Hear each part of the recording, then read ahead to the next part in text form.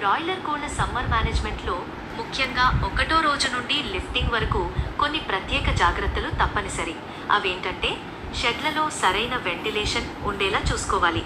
ఎండ ప్రభావం తగ్గించడానికి షెడ్ పైకప్పును తెల్లటి పెయింట్తో లేదా వట్టి గడ్డితో కప్పాలి. డ్రింకర్లలో ఎప్పుడూ చల్లటి శుభ్రమైన నీరు అందుబాటులో ఉంచాలి. వేసవిలో కోళ్ల సాంద్రతను కొంత తగ్గించడం మంచిది. ఫీడింగ్ను ఉదయం మరియు సాయంత్రం చల్లని సమయాల్లో చేయాలి. ఒత్తిడిని తగ్గించడానికి ఎలక్ట్రోలైట్స్ మరియు విటమిన్ల వంటివి సప్లిమెంట్ చేయవచ్చు. వ్యాక్సినేషన్ షెడ్యూల్ను జాగ్రత్తగా పాటించాలి. మీకు ఇంకా ఏమైనా సందేహాలున్నాయా? లేటర్ ఏజ్ అంటే కోళ్లు పెద్దవయ్యాక తీసుకోవాల్సిన జాగ్రత్తలు, ముఖ్యంగా లిఫ్టింగ్కు దగ్గరగా ఉన్నప్పుడు. ఈ దశలో వేడిని తట్టుకునే సామర్థ్యం తగ్గుతుంది, కాబట్టి షెడ్లో గాలి సరిగ్గా ప్రవహించేలా చూడాలి. అవసరమైతే ఫ్యాన్లు వాడాలి.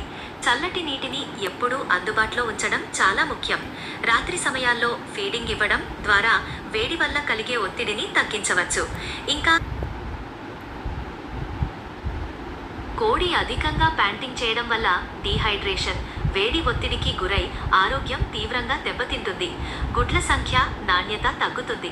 కొన్నిసార్లు మరణాలు కూడా సంభవించవచ్చు. దీనికి పరిష్కారంగా షెడ్లలో సరైన వెంటిలేషన్ ఉండేలా చూసుకోవాలి. ఫ్యాన్లు, స్ప్రింక్లర్లు వంటివి వాడి షెడ్ ఉష్ణోగ్రతను తగ్గించాలి. నిరంతరం అందించాలి. ఒత్తిడిని తగ్గించే సప్లిమెంట్లను వల్ల నేరుగా బ్యాక్టీరియల్ డిసీజెస్ వచ్చే అవకాశం కంటే వేడి ఒత్తిడి వల్ల రోగనిరోధక శక్తి తగ్గి తద్వారా బ్యాక్టీరియల్ ఇన్ఫెక్షన్లకు కోళ్లు తేలికగా గురయ్యే ప్రమాదం ఉంది.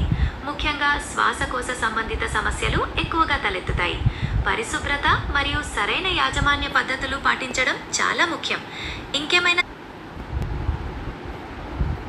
ఎండాకాలంలో బయోసెక్యూరిటీ చాలా ముఖ్యం. వేడి వల్ల రోగనిరోధక శక్తి తగ్గి కోళ్లు త్వరగా రోగాల బారిన పడతాయి.